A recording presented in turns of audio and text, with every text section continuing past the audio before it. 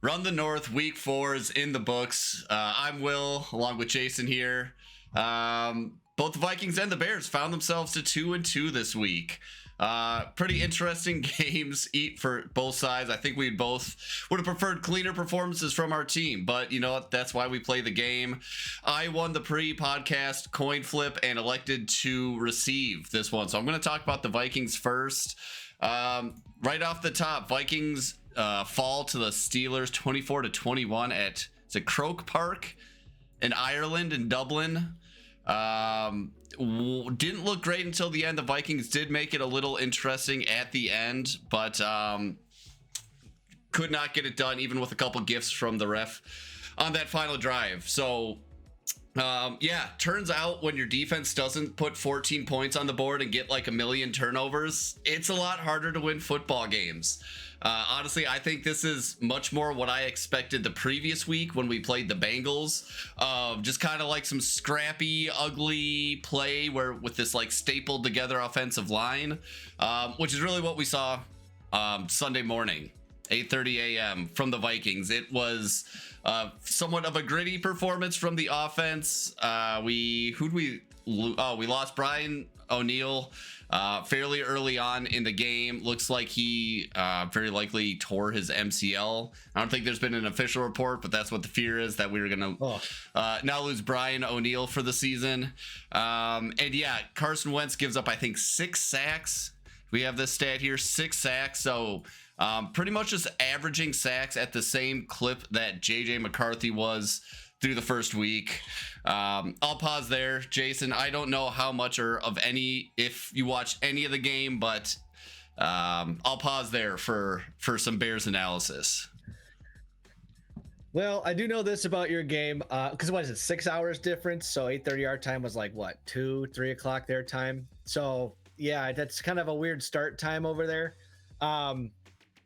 Kenneth Gainwell on my bench, 31 fantasy points, multiple touchdowns. That was, I mean, I wasn't going to start him anyway, but man, oh man, that was not fun. How many points just did he put up on everyone's bench collectively last week? I mean, who was starting the guy? But now you're thrown into that conundrum of like, do I have to start him now? Which I don't think you do, but right. And even if I had another, I was going to start Tony Pollard over him anyway if I had to.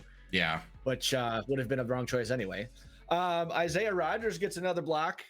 Your special teams turnover demon, back-to-back weeks. What about this game was a positive going forward? Obviously, you guys have the luxury of staying around overseas, minimal travel, obviously, because you've got the London game next week. What are some things that you can build off of now that you're over there and have like a week of a little bit more consistency that you think going into the game before the bye? Well, listen, I knew we were cooked as soon as posts started going around social media of like, look how the Vikings are traveling to Europe. They got first class. They're playing their Xboxes, and the Steelers, they're traveling coach. I was like, oh man, we're totally going to lose because of this. I don't know why. I can't explain it, but if people are using that as the reason why we were going to be favored in this game, I just knew it was going to end poorly for us. Positives, I mean, yeah, hopefully the bodies and the sleep schedules have adjusted better than the Browns. Will just be getting there, I don't know, presumably on Thursday or something like that. Hopefully none of our players get mugged, because apparently players are getting mugged out here. Skylar Thompson got like mugged and robbed night before the game in Dublin, it sounds like. So hopefully Vikings stay out of trouble there. But what positives can we take from this game? You know, first defensive series looked great. Just smacked my boy Jalen Redmond, smacked Rodgers right out of the gate. It was a quick 3-and-out. Looked promising. You know, I would love to see that kind of performance throughout the entire game. But I should say throughout the entire game against the Browns, particularly if it's Joe Flacco, they're starting back there. But what you really saw was once Rodgers got into a rhythm, the defense had trouble keeping up with it. And also, once the Steelers got ahead, I think the Vikings aren't built right now, especially with this, again, stapled together offensive line, to defensively do the things that they want to do. Down the stretch, the Steelers were able to run the ball pretty consistently, and we've seen that where once teams get ahead, we saw that with the Falcons, where once they got up, they were able to just run the ball, and we just couldn't stop it. They're running the ball at will. So I think a big point of emphasis for that Browns game is going to be hopefully keeping that low scoring Browns offense low scoring, so that we don't fall into the situation where our defense kind of loses its fangs a little bit, and they're able to release Quinshon Judkins on us. Yeah, and that's a good question too, because just transferring the conversation a little bit towards the running game, looks like they were able to run on you guys and couldn't really get Jordan Mason going. I know that the Steelers are known for their defense, but it sounds like I haven't done a ton of research on them. That's the caveat, but it sounds like their defense is kind of in a down year. What was the struggle getting him going? Because I figured you get Addison back, you got to be more honest on defense. Yeah. Again, it comes back to that offensive line. I thought their defense played pretty well. I particularly their front seven was getting a ton of pressures. I'm hearing about guys. I'm like having to look up who half of these guys are who are making these splash plays. Whatever this linebacker is that runs down Jordan Addison after 70 yards. Freaking linebacker that chased this guy down. Granted, Jordan Mason is holding on to the ball with two hands and looking back, so he's kind of slowing down a little bit. I don't know. I think their defense probably overperformed a little bit just based on the amount of injuries the Vikings have had. That being said, I did think it was funny that Jalen Ramsey gets that pick. He celebrates with his little hammy, pulled his hammy celebration, and then he goes on to actually pull his hammy later on in the game. I thought that was some sweet karma right there. But yeah, I don't know. TJ Watt did TJ Watt things. I think he smacked down at least two balls at the line of scrimmage. He batted one up to himself for the interception, which was a very baller play.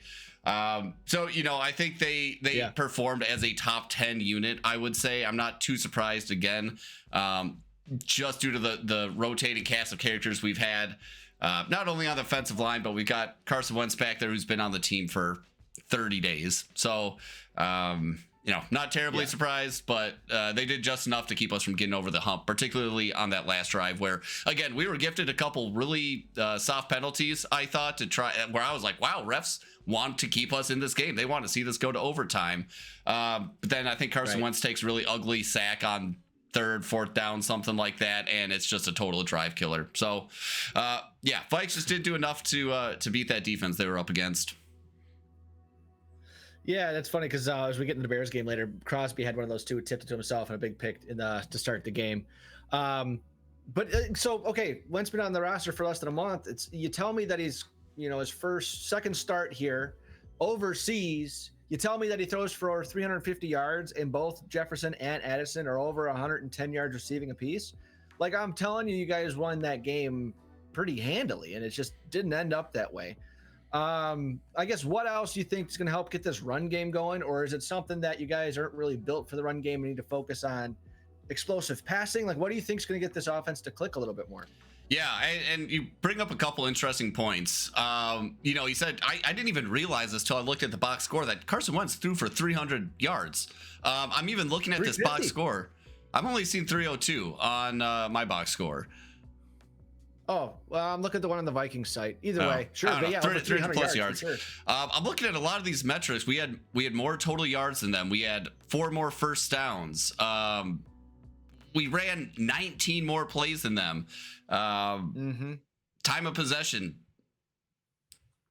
Sorry, trying to do math here. 7-8 more minutes time of possession, and we still dropped that game. 1 penalties killed us. We had 8 penalties for 82 yards compared to the Steelers. 5 penalties for 35. And then those sacks, 6 sacks to 2, and obviously the turnovers don't help us there. So statistically, a much better game than it kind of seemed like. Sort of seemed like we were getting our teeth kicked in the entire time. But yeah, not enough winning football there to actually get us over the hump. Your second question was run game. I actually thought Jordan Mason looked pretty good early on in the game. He was getting those yards that he's good at getting, those kind of between the tackles, grind him out yards where he's getting hit, but he's falling forward for 2 yards. It looked good earlier in the game. It's, again, once we kind of fell behind and the defense knew we had to pass, is when we got in trouble. One, because new quarterback, staple together offensive line. So when they can just pin their ears back and go after the QB, that's, it's not going to end well for the Vikings. Carson Wentz processing things a little slow. You can't really blame him too much for that. Again, new system and all that.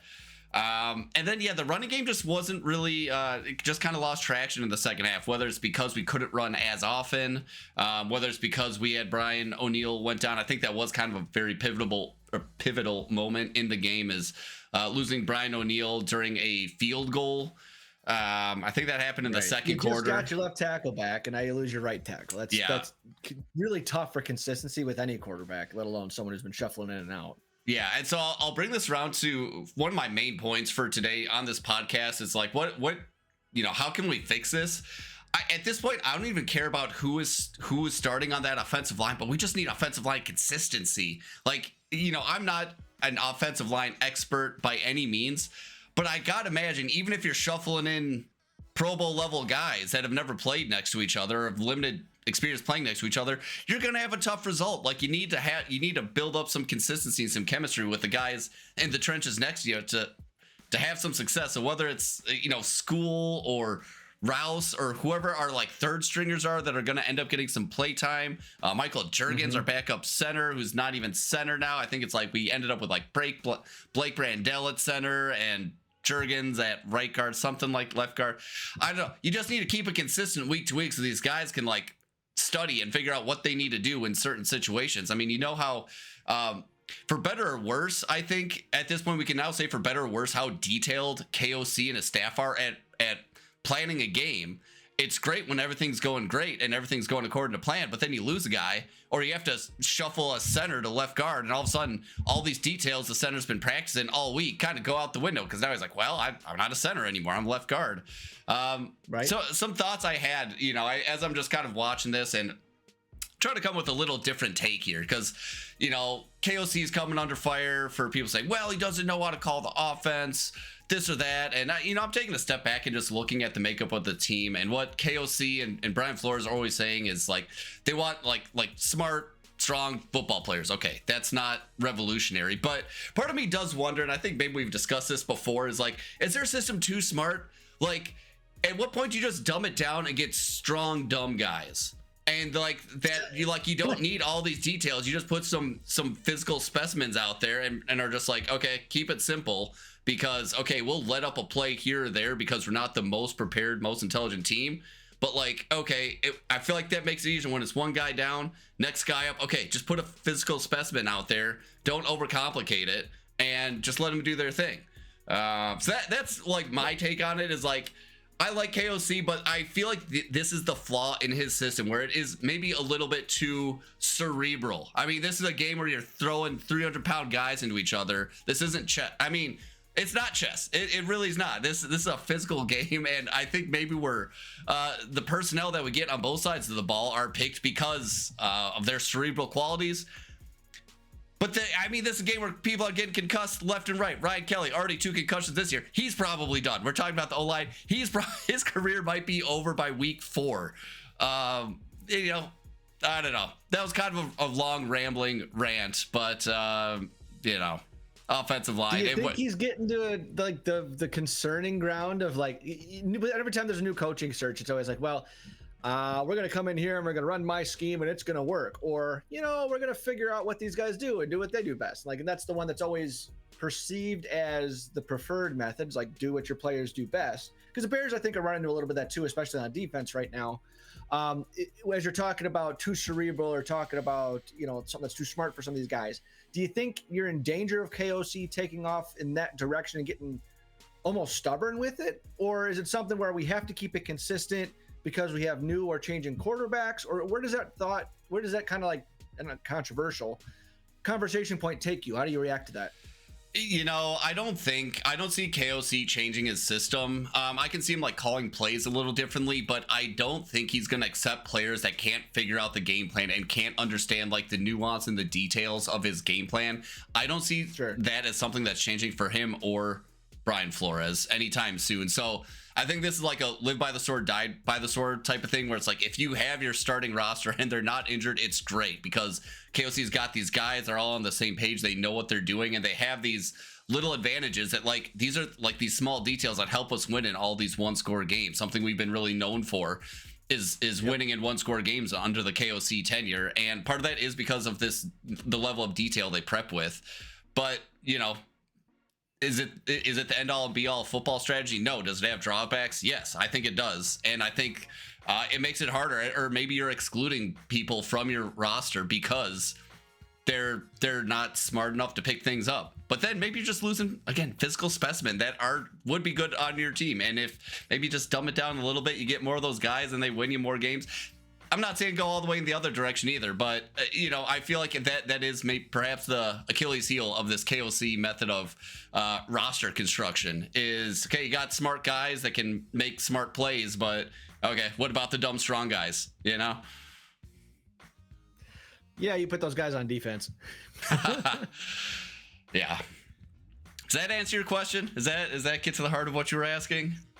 Yeah, I think so. It's because that's something too that could honestly change kind of not week to week, but when you have such a fluid situation, especially at quarterback, a lot of things are magnified. Your offensive production, you're prone to overthink things, not only as a fan, but as the media is definitely going to throw fire on that. That's something that we experience every day since Caleb was drafted, every day since Ben Johnson was here.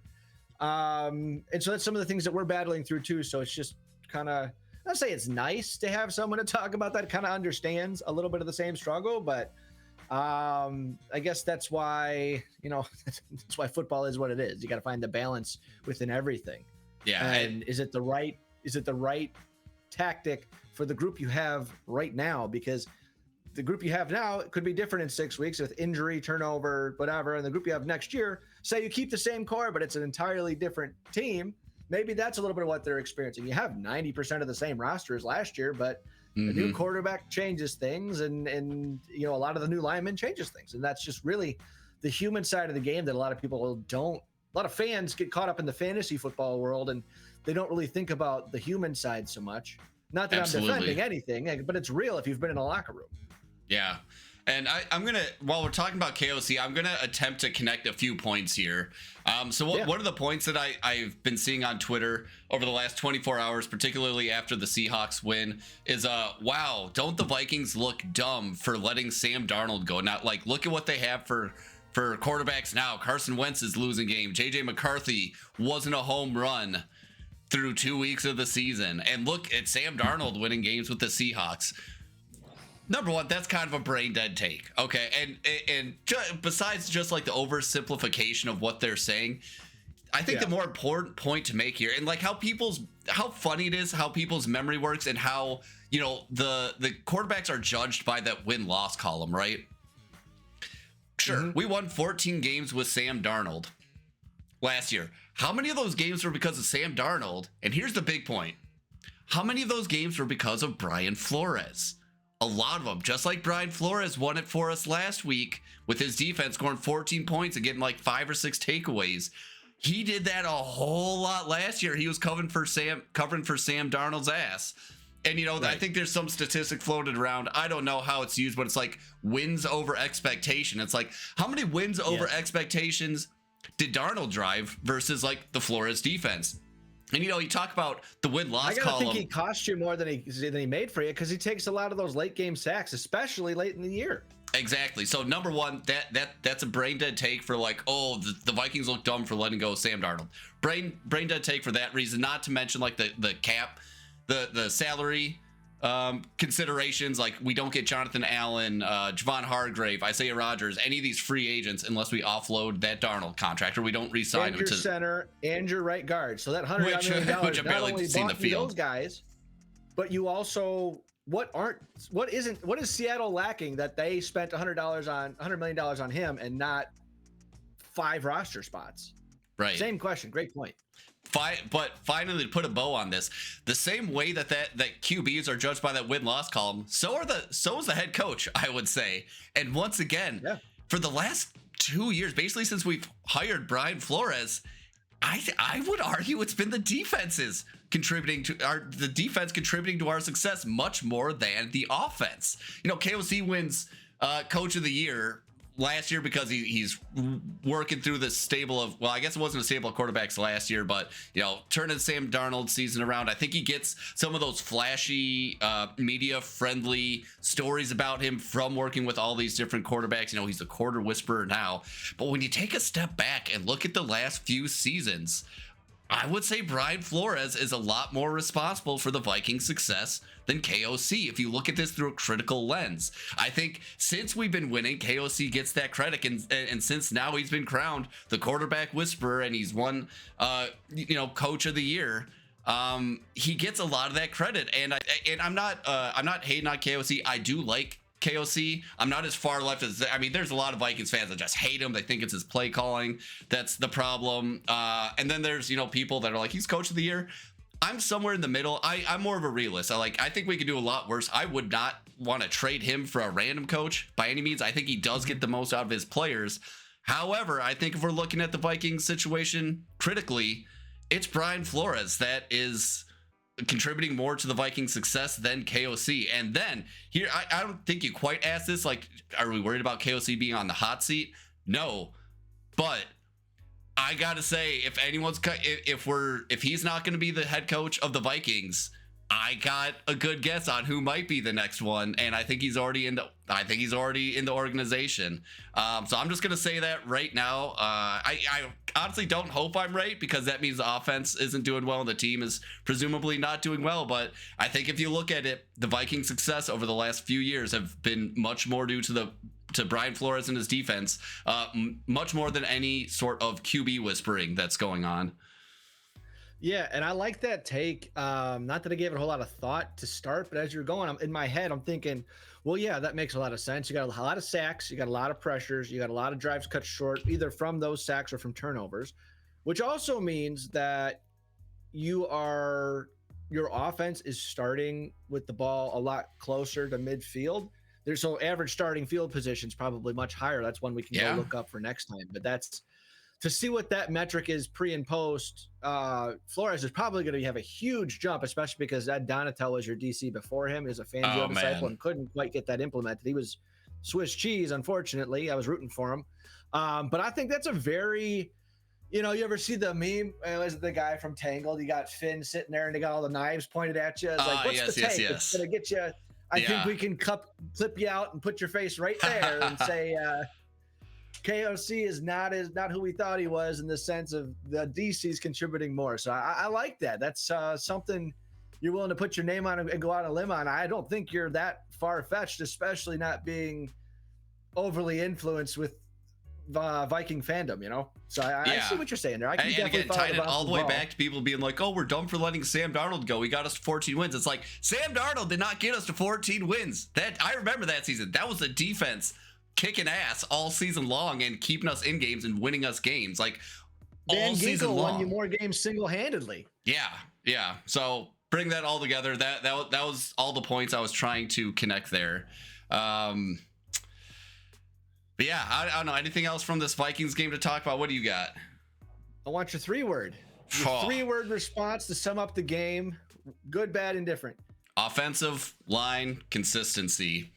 That was the reason we lost. That's something we're going to need to see for success. I'll just keep it plain and simple. I think any Vikings fan with two brain cells to rub together can see that is a major issue. Even when they were performing well, it's just like gut level, like, when you got people rotating in and out, getting injured every game, you're not going to get the best performance out of that line. So let's just get some guys in there that can stay healthy. That's all I'm asking for. All right, fair enough. Any closing thoughts there, or you think you're ready to get hurt again as you guys get ready for your game in London next week? Yeah, London against the Browns next week. I think that's going to be an ugly game. I think it's going to be a low-scoring affair. Lots of sacks would be my guess.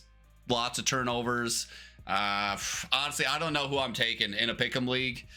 I will need to judge the vibes on like Friday or Saturday before I make a judgment call, because I could see it going either way. That defensive line on Cleveland is no joke, and we just saw what the Steelers defensive line did to the Vikings.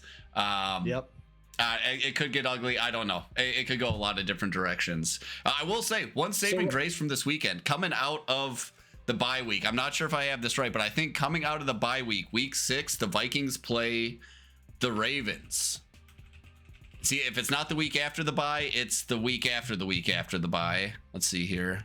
So week 6 is your bye. Week 7, you're at home versus Philly. Week 8, I'm actually way off. In LA against the Chargers. Week 9, that's the first week of November. You're at Detroit. Week 10 is when you play Baltimore at home. Okay, so we're farther off from this than I thought, which is a bummer because one saving grace is the Ravens are just as decimated by injuries as the Vikings are, so I think that gives us more hope in that game.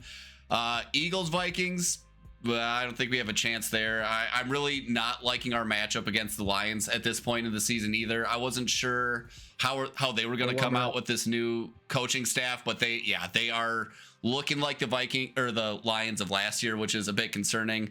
I don't know, man. I was very confident coming into this season. If I was like a 9 out of 10 coming into this season, I'm like a 4 out of 10 right now. Not feeling too great in the Vikings' chances.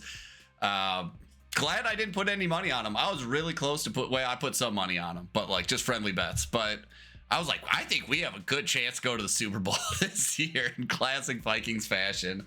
Kool-Aid. At this point, I think all we can ask for is keep JJ McCarthy alive. Get him some live reps and keep his appendages attached to his body. I think that's all we gotta just. I hate saying this, but like we might need to think about throwing in the towel this early. I mean, they're the Vikings. They'll show some fight, I'm sure, but it's gonna be one of those seasons that Vikings fans just hate, where we're gonna scrap out 8 or 9 wins, just enough to be like irrelevant for the playoffs, but also probably miss out on some blue chip guys in the draft. Well, that's a hell of a thing to say, because man, we just got done sitting around home for 7 months, and we're already a quarter of the way through the season, and now you're ready to throw in the towel this early? Damn, bro. Well, I should say throwing the towel on my Super Bowl hopes. I'm throwing in the towel on there. Fair. You watch like the Bills and to a lesser extent the Eagles play, because watching the Eagles play just is so boring. It sucks. But you watch the Bills and like how some of these upper echelon teams play, and as a Vikings fan, you can just tell we are not there. We are not playing at that level yet. Who knows? It's a long season. Maybe they get there, but I've definitely tempered expectations. So last one, Minnesota at Cleveland. Technically, Minnesota is favored by 3.5, and the over/under for the game is 36.5. So that's like a that's like the slowest line I've ever seen. That is nuts. Yeah, it's not great. Like the Saints and the Giants have a higher over/under. Ouch. So, for $1, are you taking the 3.5 points in Minnesota to win that, or are you taking Cleveland? If we're using the points, I'll take Cleveland plus 3.5. I think if you're asking me right now, I think the Vikings win by like a point or 3 points. I do not see them winning by more than a field goal, however. So it's going to be like a 17-14, 17-16 type of nasty, ugly field goal, knock them, drag them out type of deal, you're thinking? Yeah, I'll call it like 16-13, I think is going to be the total, the final. Well, we'll have to keep track of just how, riding the Vikings roller coaster this year. It's going to be probably one of those ones where it's always going to be the inverse of the Bears, because I remember week 1, I was just about done, and you were riding high, calling, McCarthy the next Brady. And then week 2 comes around, it was real down. And then week 3 was great. And then week 4 was down. And, that's why they play the game, and that's why we talk about it. Oh, amen. And after playing the Browns, you hope it's on the way up. And then let's see if we can get you stabilized over the bye week, get your, recalibrate a little bit, see where we are going into week 7. Well, we need to. All right, let's flip the script here. Let's talk Bears. They didn't broadcast it in Minnesota. They played the Chiefs-Ravens game. Fair. You told me it was a pretty ugly game, which I was like, okay, I've seen ugly games before. That doesn't shock me. I just went back about an hour ago and I watched the highlights from the game, and I said, oh my god, Jason said this was ugly, but this was like really ugly. Like that was some slop from both sides. I'll start you off there. Give me your take. I mean, you guys pull out a win. What'd you tell me? A win's a win. They don't ask how, they ask how many. So I guess that's going to be the governing thought here, because the overall theme is this was a good, like a grimy character win, which is something we never saw under Eberflus at any point. Yeah. There were so many times they tried to give away the game. Offense couldn't get anything going. They sure as hell couldn't block Crosby. Crosby had like 3 batted passes. The whole game. He had 3 himself, I think, and he picked one off himself and returned it for 20 yards. And that was like all momentum Raiders.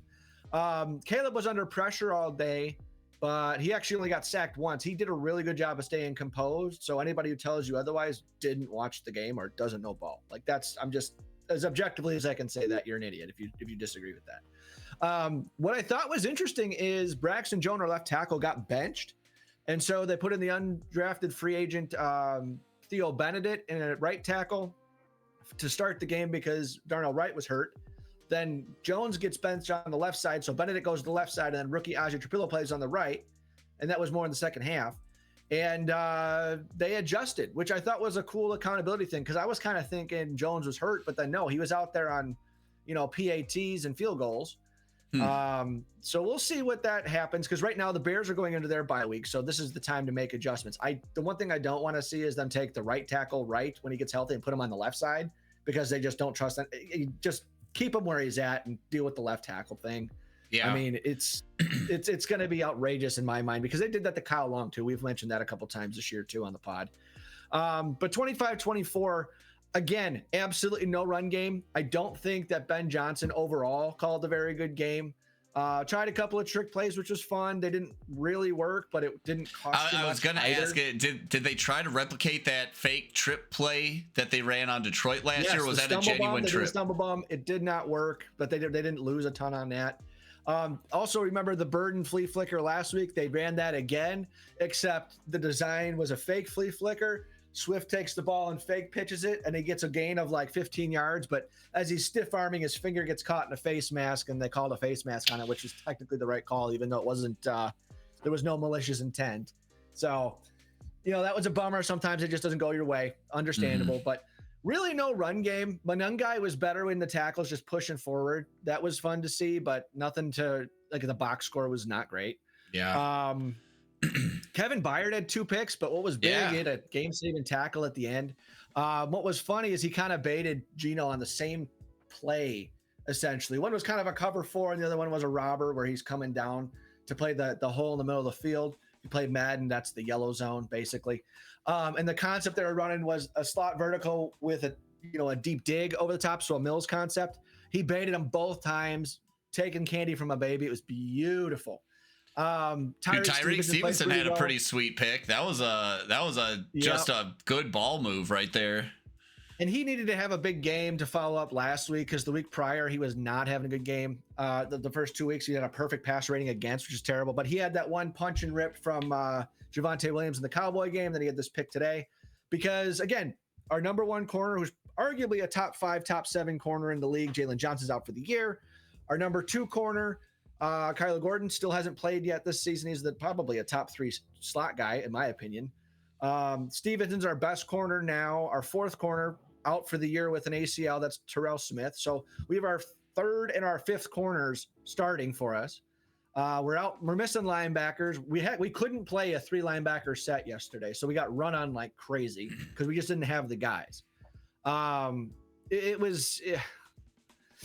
Every time there was an attempt to gain momentum, we gave it up. And it's where the second half, they kind of figured things out. Even though it didn't stay pretty, you still had Roma Dunze break a record. He first time to have 4 touchdowns in the first 4 games of the season since Walter Payton did it in 1986. What? Which is pretty sweet. For the Bears? I know we were giving shit to Cairo because he can't make long field goals, but without him, he hit 4 field goals in this game. A couple of them were over 50 yards. Without him, we're not in that game at all. from a fantasy perspective, it was kind of hard to root for Swift, who had that go-ahead touchdown late because I was playing against him. But I'll take the team over fantasy any day of the week. But on the flip side, everyone's been, the narrative's always been, where's Genty on fantasy? What's he going to do? Well, this is the game he's going to go off. Well, guess what? He did. He had like 200 some rushing yards. He had 2 receiving touchdowns on 2 catches. He had a 64-yard touchdown run where really he broke a tackle from the linebacker and then he just ran the length of the field. I'm just trying to think what else was going on there. We still need to figure out our running game. I kind of started there. I have no idea why our 4th round pick, Roschon Johnson's still on the roster and why we haven't brought up Britton Brown from the practice squad or signed literally anybody. Which that's interesting too, because a lot of people were theorizing before the season started that Roschon Johnson was going to be the knuckles to DeAndre Swift's Sonic. So what happened there? He can't figure out the playbook. He can't pass block. Any insight into why he seems to be in Ben Johnson's doghouse?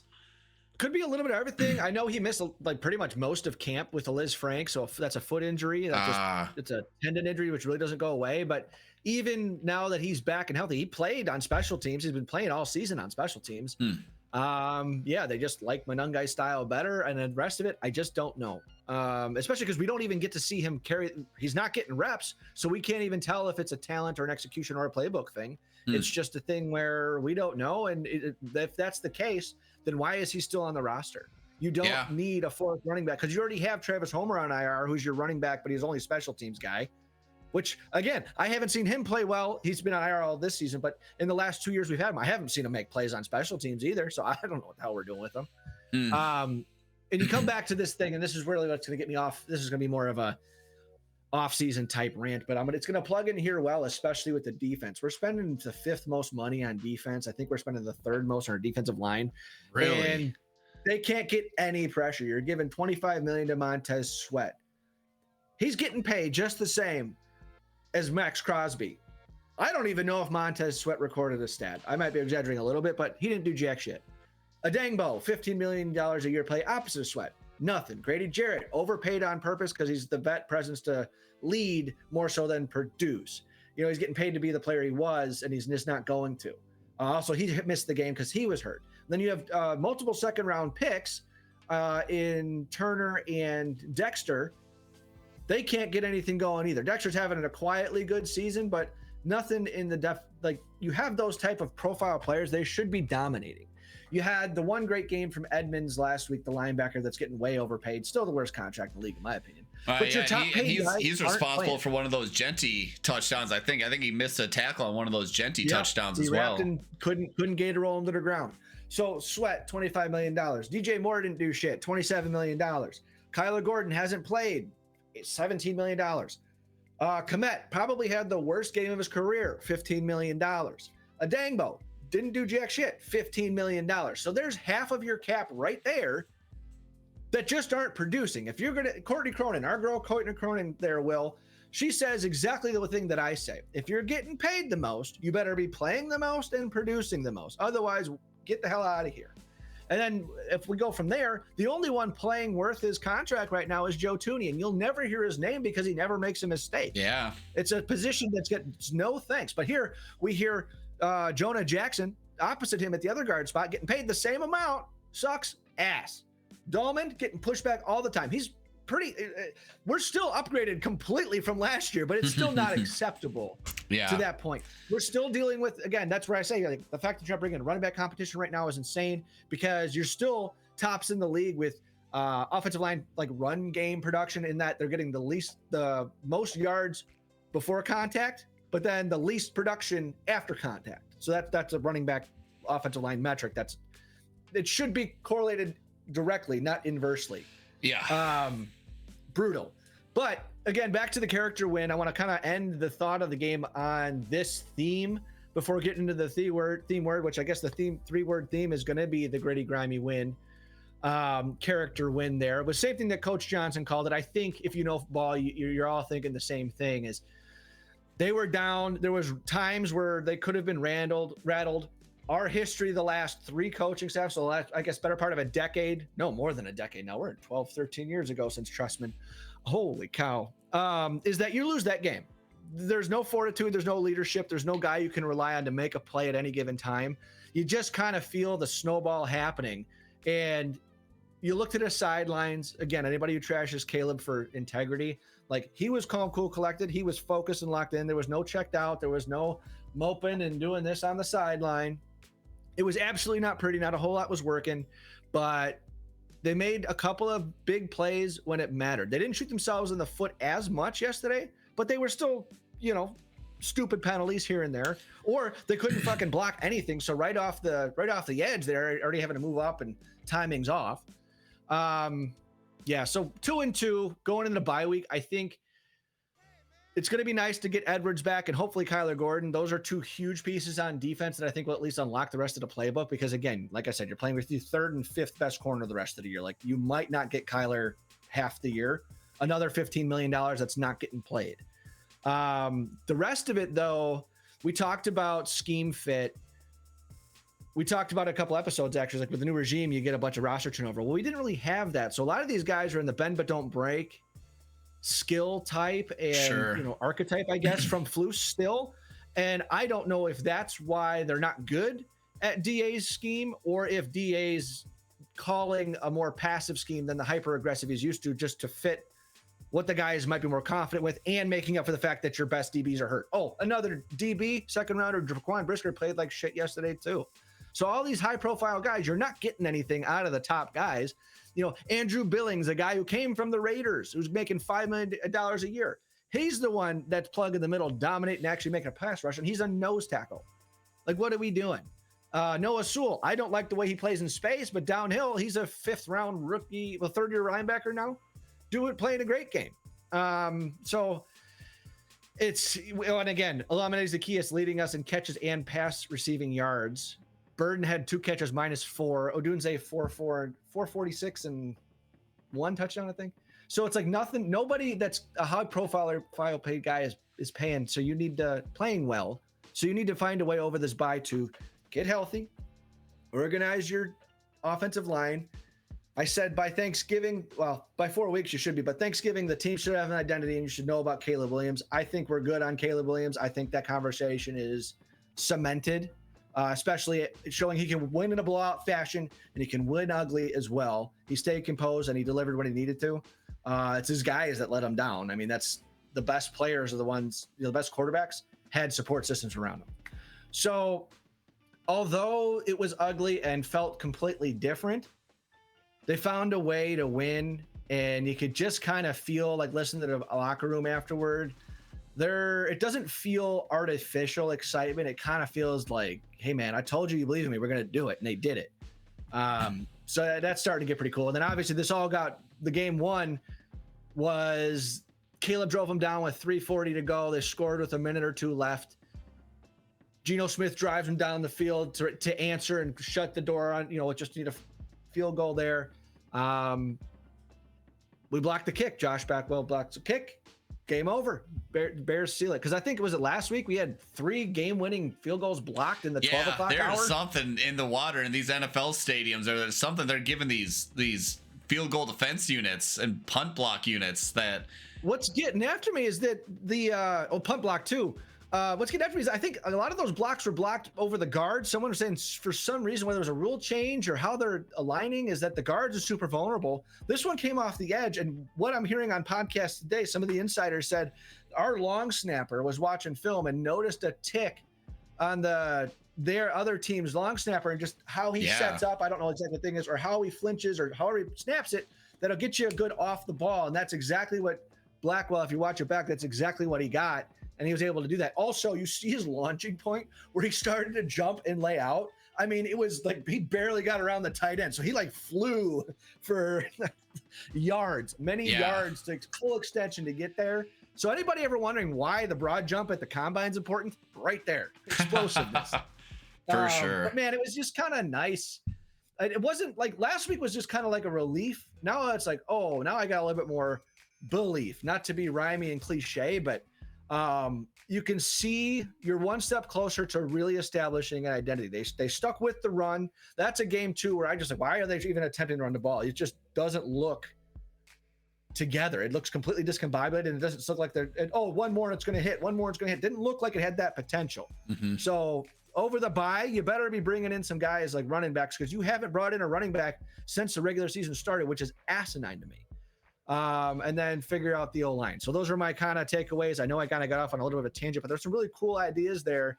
Again, to see the accountability with the left tackle, bench him halfway through the game because he was not performing. To see these, depth guys, special teams guys affect the game so strongly, and then to see some of that buy-in. That's the football that I love to watch. Not so much the fantasy stuff. That stuff's fun, but again, when you've been in a locker room, that stuff is the real thing that really gets you fired and sustains the excitement, for me at least. Well, so you said a lot there. There's a couple things that I'll ask you, and you kind of answered this already, but you said, relief turned into belief. So it sounds like from, last week, especially compared to this week, but even just as the season has gone on, have you seen the necessary growth that you would either want or need to see out of the Bears to, I guess, just be pleased as a fan? Have they grown enough or in such a way that you feel like you actually got a team worth cheering for? I'm not trying to cop out, but that's too early to answer. I will say, yes, I've seen the growth in Caleb. I'm good. Anybody who's going to argue with me, there is something catastrophic in play, not an injury, in play and decision making for me to really change my stance on that for right now. The team, they're trending in the right direction, whether they're winning or losing. We talked about at the beginning of the year, I thought this could be a 7, 8, 9 win team, and hopefully you get to the end of the year and you're in that playoff conversation. Doesn't mean you're a playoff team, but they're on track to do that. It didn't look pretty. You're starting out terrible. Like, really, what am I about to watch? Do I even care this year in the first 2 weeks? And then, you put it together. You got a sexy win. You got a not sexy win. So you can see that they're starting to get it figured out a bit, and you can see the trust and belief there. Therefore, it gives me permission to start feeling that way too, because we've been burned so much. I'm not going to get ahead of my skis at all. I think we can answer that conversation confidently by Thanksgiving. But what's going to be really telling, I know the fans probably put more on this than anybody else because the coaching staff was different last year. But when we get out of the bye, we have a Monday nighter on October the 13th at Washington, which, if you remember, famously was Tyreek Stevens' Fail Mary to lose the game. Yes. And when Eberflus was, that 15 yards before the Hail Mary didn't matter. It was just the Hail Mary. I was like, well, that absolutely matters, because if he doesn't get those 15 yards, he doesn't get the ball within 15 yards of the goal line. And he didn't even call a timeout. And then in the interview, not the interview for the position, but after he got hired, Ben Johnson was asked, would you call a timeout there? He's like, I'm not going to answer that question, but I was like, I love it. And for those listening, not watching, I did give the timeout signal there. So that question leads into my next question. Well, not even a question, but just an observation with like the growth of the Bears team. What I'm really saying, it almost seems like you're kind of you're running parallel to like those first years of Dan Campbell's era of the Detroit Lions, where it is a huge, not just a culture shift, but a culture shock.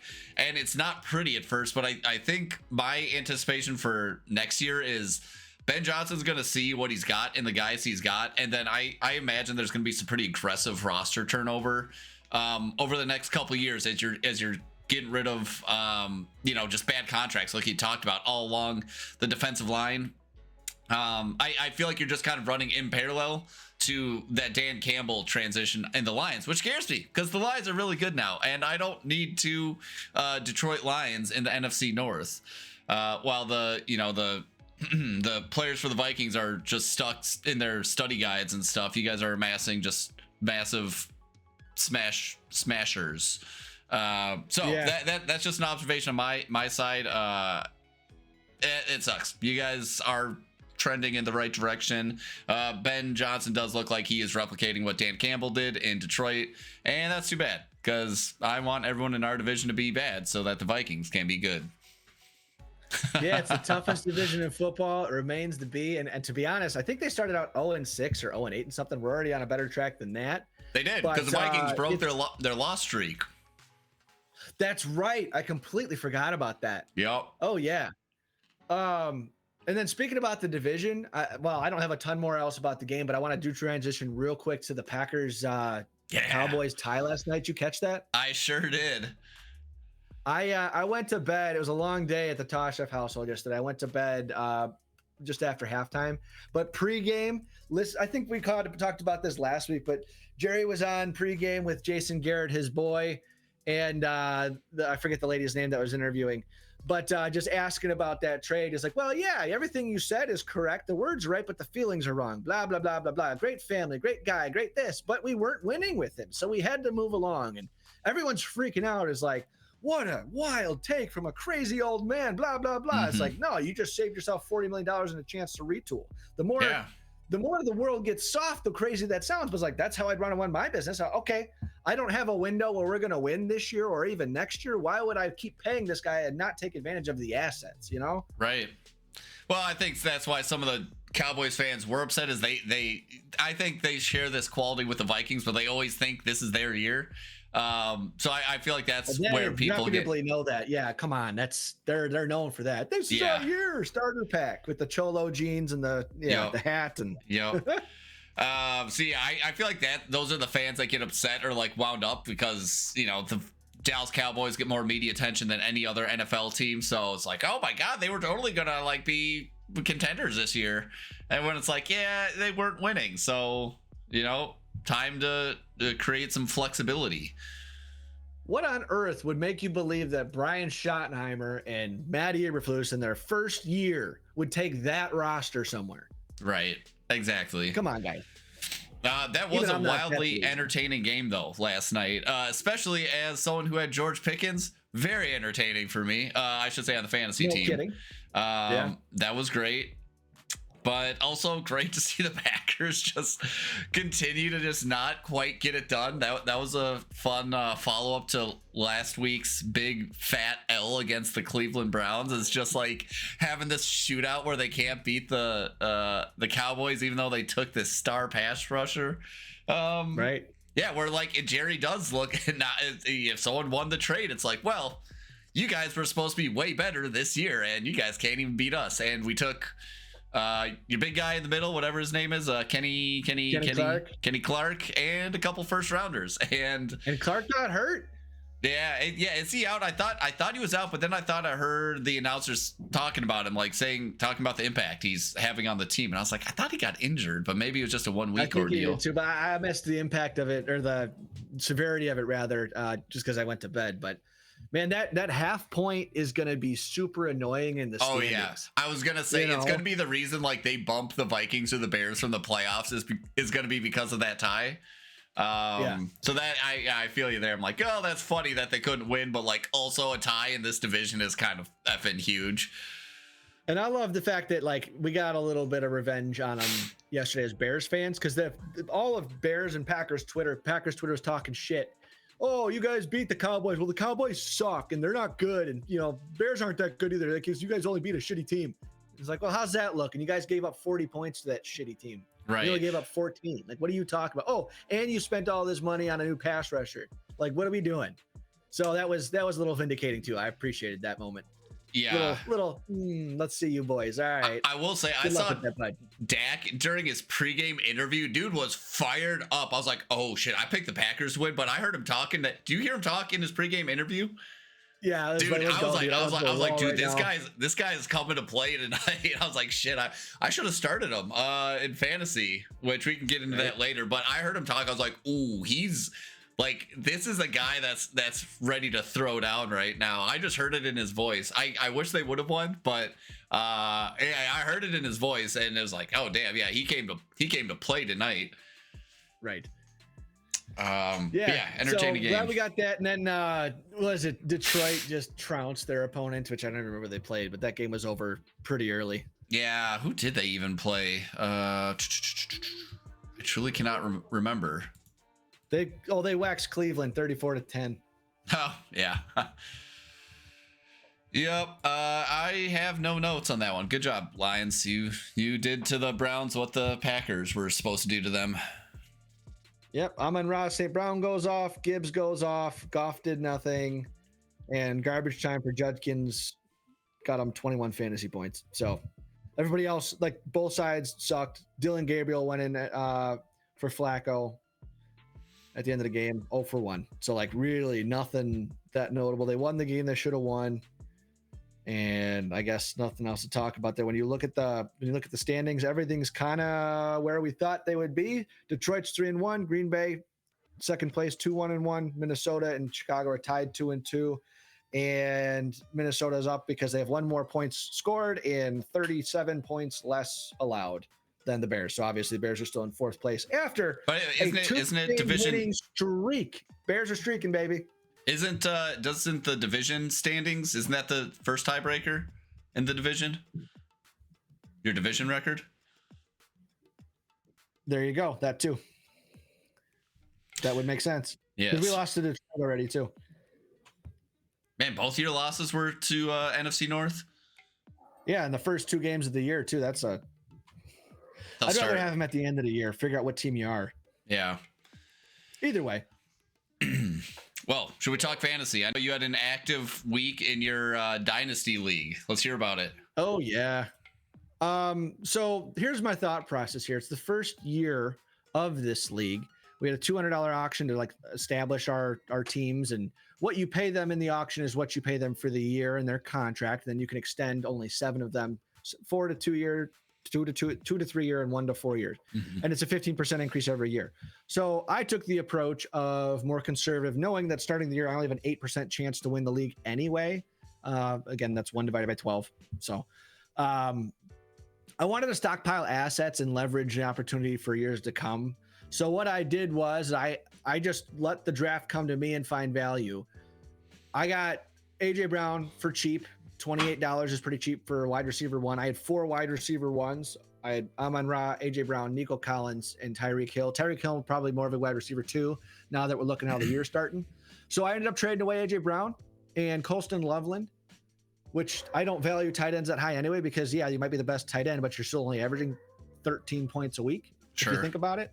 Yeah. And then same thing with quarterbacks. Quarterbacks, you can get between 18 and 25 points a week on average, but do you pay Josh Allen to get 28 points a week, but you pay him $40, or do you get Brock Purdy, who'll get you 19 points a week and you pay him $2? That type of thing.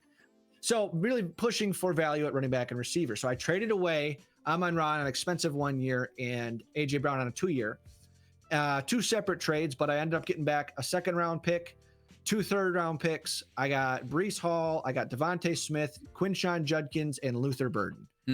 And like $40 in cap space. So I have so much flexibility, not only this year, but coming up in the draft. I got some high value picks. And if we would have had a rookie draft this year, I stashed a couple of guys. I'm looking at the guys that I would have picked had I had a middle round pick, 7 out of 12, 6 out of 12. And I would have hit on 3 of my 4 picks on just the guys I've been eyeing there. Now, I can't say that for sure because it didn't happen, but like I kind of have an eye for that. And I'm already talking to ChatGPT for how I want to go about preparing for next year's draft and seeing where the value is going to be. Sure. Because each rookie pick, first round costs more than a second round, costs more than the third round as far as the salaries you pay them. So it was a lot of fun trying to figure some of that stuff out. Totally. But what wasn't fun, adversely, in my Chop League, last week I had my number 3, my 3rd round pick, James Conner, went out for the year. And then yesterday, my 1st round pick went out for the year, Malik Neighbors with an ACL. So my 1st pick and my 3rd pick out for the year. My 5th pick is not panning out. I missed on that one, which was Caleb Johnson for the Steelers. I took a flyer in the 6th for Joe Mixon. Thought he'd come back after the bye, which is next week. Well, I'm not going to be here for that, I don't think. And then Jalen Wright in the 7th, I thought for sure would be a good handcuff to have early because running backs are king in that league. And you're still alive in this league. I'm still alive at this moment, but we got 2 games going tonight. And I think I'm either last or second to last going into tonight on the Chop. So it's going to be foregone conclusion whether it's this week or next week, because I'm out of money. I spent all my money, and Derrick Henry didn't do jack diddly yesterday. I bought him. So it's going to be tough sledding. Ruh-roh. Well, yeah. How about can you? Always pray for a miracle. What's your Chop League looking like? Things are looking up. We'll see. After an 0-2 start, and things are looking very bleak. Looks like I'm projected to be the highest scorer this week. And nice. This happens to me every year. I don't know what it is, but once again, I have the most points against me. It's literally been the last 4 years, and it'll vary a little bit. Sometimes someone will beat me out, but people just always score a lot of points against me. It's rare. 12 team PPR league. It's rare that I ever have someone score less than 100, which I'll even take 100. But it's like I really got to get over 120 to win in any given week. It's very, very rare I'll get like a 110 point game and squeak by with a victory. Sure. That said, things are turning around. That CD Lamb helped my George Pickens. One thing that's really holding me back is I'm just playing peekaboo with my quarterbacks. So I drafted Justin Fields and Dak Prescott, and I just can't hit on the weeks where they're performing. It's like I start Prescott week 1, he puts up nine points. Justin Fields goes off for 30. Okay, let's start Justin Fields. Start Justin Fields week 2, he goes off for like 6. Dak Prescott goes off for 26. Like, oh shit, okay, let's put Dak back in the lineup. Put Dak back in the lineup week 3, he goes for 12 points. Justin Fields is out. He's still irrelevant. Justin Fields is back this week. He's projected for 19. I'm liking the matchup against the Dolphins. Sure, throw him back in the lineup. TBD on what he does. If history's taught me anything, he's probably going to drop 5 points. But meanwhile, Dak Prescott on my bench is going off for 30. So that's what I mean when I say just peekaboo. It's like, hey, I'm a good quarterback this week. Oh, you're going to start me? I'm hiding my, I'm going to hide.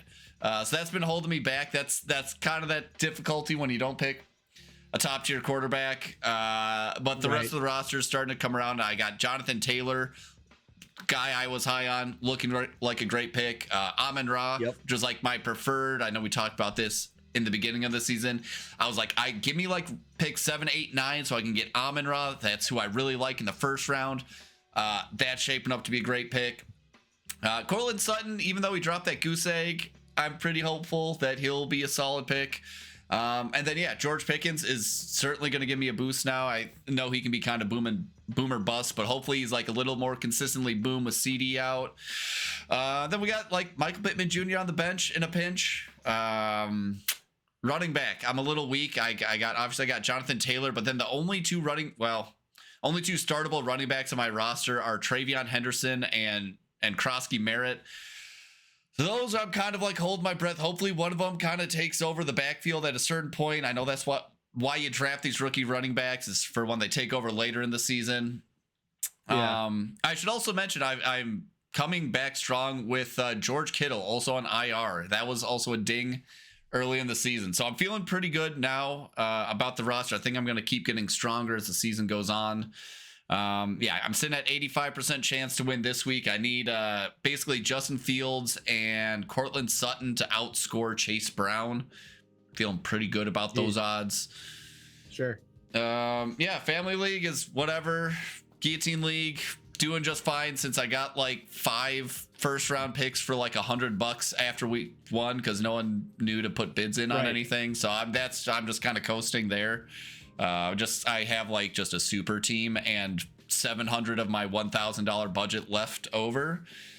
We're vibing there. Survivor Pick'em League.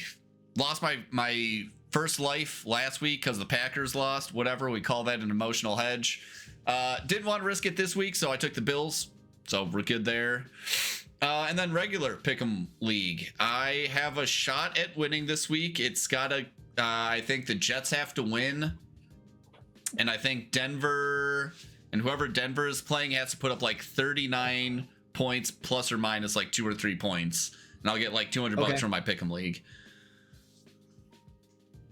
So that's, I think, who are they playing? Hang on one second. I'm going to check to see that matchup is, because it's going to be, I think it's winnable. Yeah, it's Jets Cincinnati at Miami and then Cincinnati at Denver. Yeah. So 6-15 and 7-15. Yeah, I think the over-under was like 41, 42 points, so I took the under there. If Jets win, there's going to be like 4 or 5 people that I'll be tied with for points, so then it comes down to the total point value of the Monday Night Football game.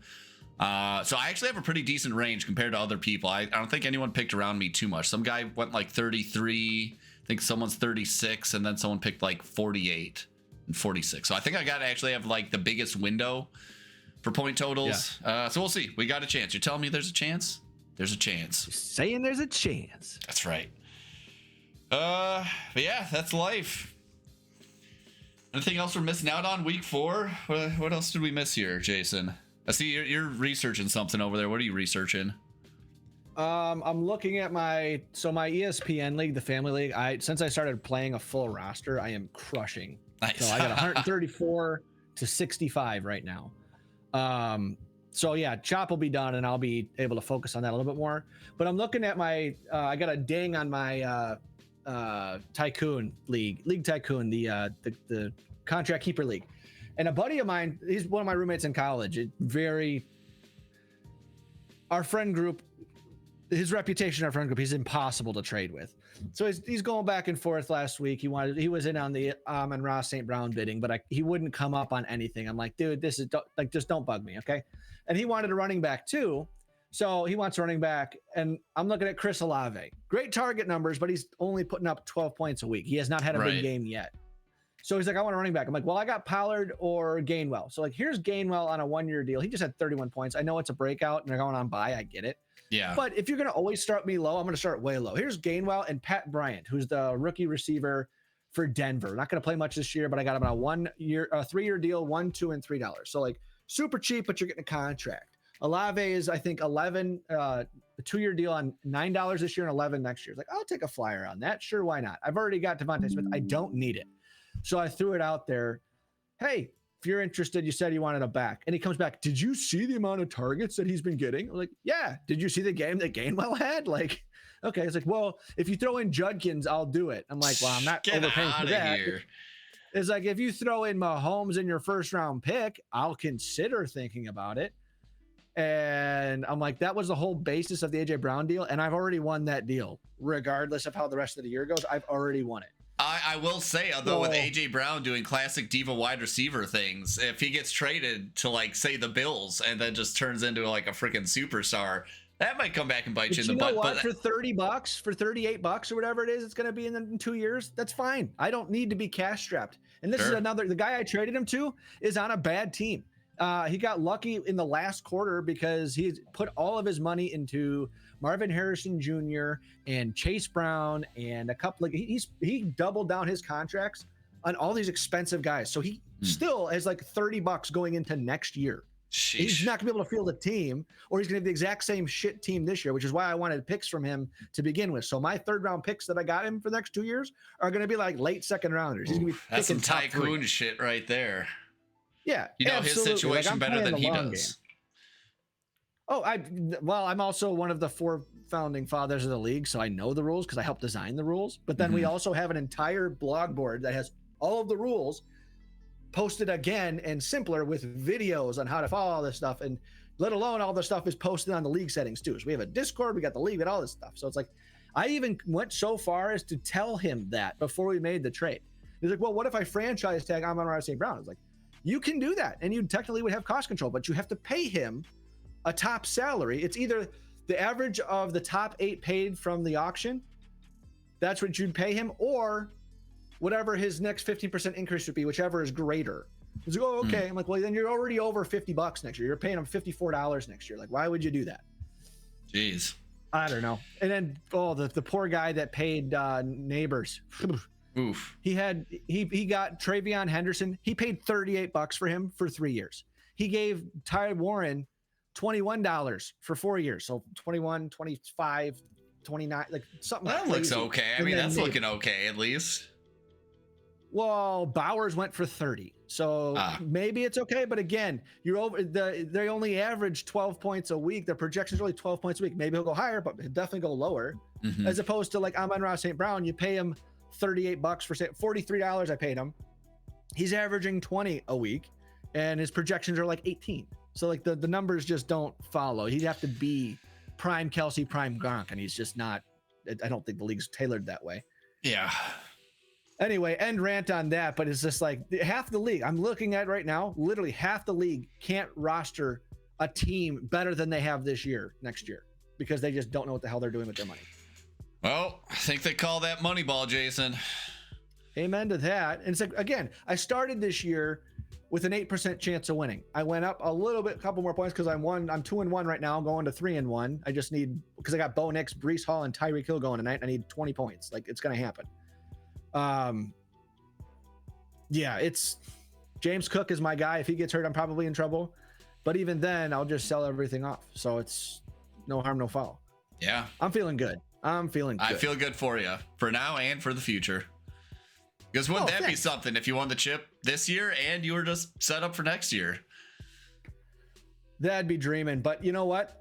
What is it? Week 13 is, I think, either Thanksgiving or the week before Thanksgiving. So we got 2 months of figuring this thing out as we go, and we a lot of movement. I'm already asking. I already checked in with a buddy. He's like, "Hey, you got Josh Allen on a 1-year deal. Start thinking of your price now. I'm coming to you in November if I'm winning." Nice. Like, okay, I want young guys on good deals. Like, I got like 6 of them. Let's go. Nice.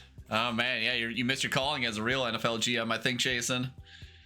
It was the dream job. I know I could do a better job than Poles, because that's one where, like, not to get back into the whole conversation, but I like the way he stripped everything down and assigned money and like didn't have a bunch of dead cap. But now, the topic of this week was, so many of those high paid guys had potential. He's a traits guy as opposed to a production guy. Like Howie Roseman's a production guy. Get the best guy at the best college and figure it out.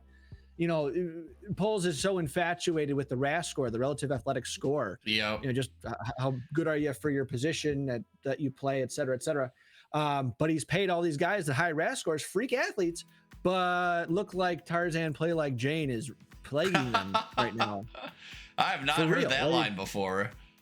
Look like Tarzan, play like Jane. You will absolutely. It's also, I think that was in draft day, but my dad's been saying that he played college ball in the 80s for a year, I think, and then he just like, you know what, I need to go get a job. But anyway, that's one I grew up with, because it's that whole thing about like biceps versus triceps. One's for show, one's for dough, right? It's the whole thing. You look good, but you can't do anything. I've also not heard one's for show, one's for dough, but I will be stealing both of these.